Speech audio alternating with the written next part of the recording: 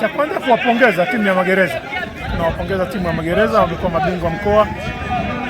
Ligi ilikuwa ndefu, ilikuwa na timu kama 16, wamepambana, wamefika hapo.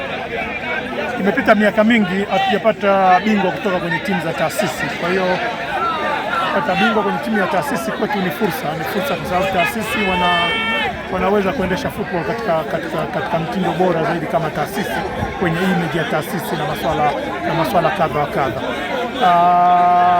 Matumaini yetu kuona wanapiga hatua kwa sababu tumekuwa na timu ya ligi kuu ya NBC Premier League, timu moja ya lengo letu ni kuona tunapata timu zingine, napata timu za daraja la pili, daraja la kwanza, ili kwa kuna chain ya football, kila unatoka chini unapanda juu. Kwa hiyo tunapoona tumepata bingwa wa mkoa, tutashirikiana naye kufanya maandalizi mazuri ili mwisho wa siku aweze kutoa uwakilishi mzuri kwa mkoa.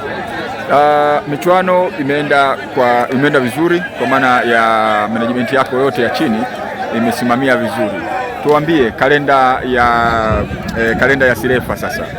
Tukio hili kubwa limeisha, linafuata tukio gani? Tunaendelea kuifuata kalenda yetu.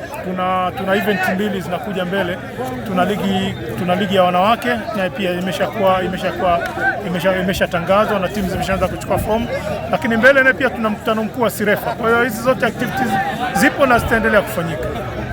Sawa, mimi nakushukuru sana. Nikushukuru sana.